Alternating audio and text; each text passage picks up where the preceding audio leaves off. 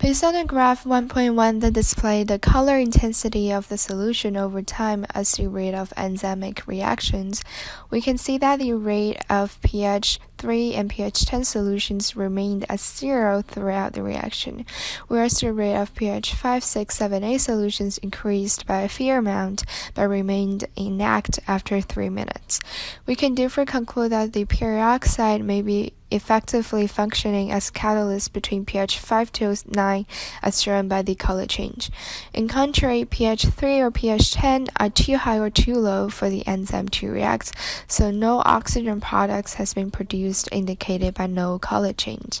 It is also likely that the solution reached its saturation level and produced the maximum products after 3 minutes. The number of substrates outweighed the number of enzymes for the enzyme to react, so the reaction rate remains the same. To obtain the optimal pH value for toner peroxide, I calculated the average change in color value of each solution over time in minutes and graphed their rates in graph 1.2. It displayed that the reaction rate of pH 7 is the highest value among all. We therefore may conclude that pH 7 may be the optimal pH value, where turnips peroxide will function most effectively. There is also a sharp decline in the reaction rate from pH 8 to 10. It's reasonable to assume that when pH value increased beyond 8, the high alkalinity outside of the optimal range would induce conformational changes of the enzyme's active sites and its ability to interact with the substrate. The substrates can no longer fit in the enzyme to speed up the reactions. The enzyme will be denatured and lose its function. Therefore, the rate of reaction dropped drastically to 0 at pH 10. The ternary peroxide will remain unchanged during and after the reaction. As catalyst, peroxide only speed up a reaction by decreasing its activation energy without actually being produced nor consumed. As shown by the diagram, the blue curve has this much less activation energy to overcome if being catalyzed by enzyme. However, the amount of enzyme remains the same and present before and after the reaction. So if enzymes are omitted from the mixture, the rate of reaction will drastically slow down. Enzyme can carry out approximately 106 reactions per second. Without enzymes as catalysts, this reaction between H2 and O2 and peroxide will take so long to reach its equilibrium. If substrates are omitted, enzymes are left with nothing to react with, and this essentially will decrease how much oxygen and water are being produced. If the indicator was left out to show color change when the product was produced, we'll be unable to see the reaction actually happening as their products, water and oxygen, are all transparent. Therefore, it's hard to measure which pH value will denature the enzyme and which will work efficiently.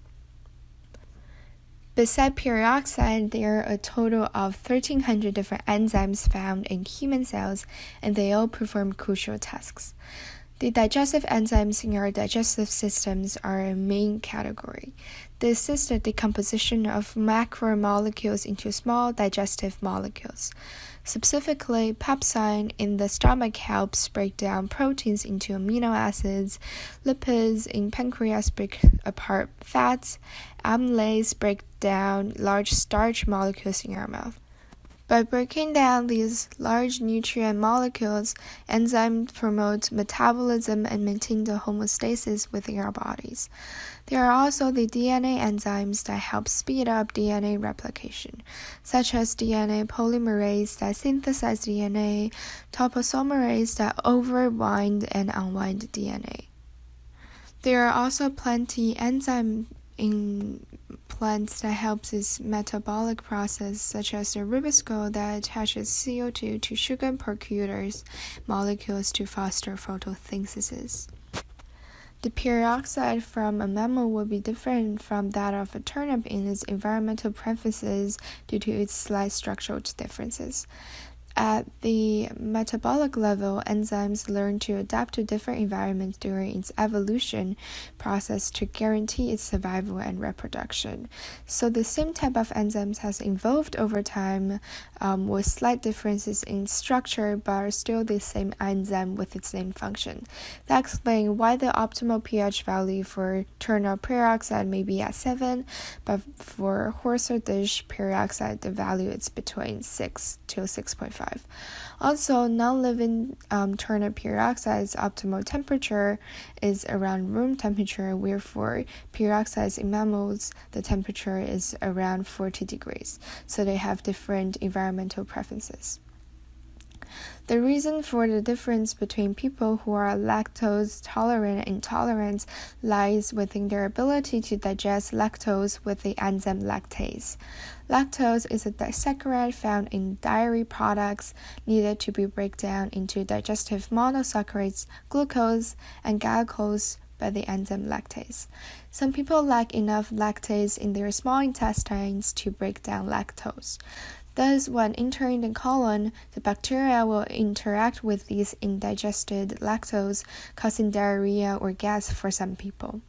Lactose intolerant people can address this symptom by taking the protein lactase supplements, such as the lactide, as shown by the picture here.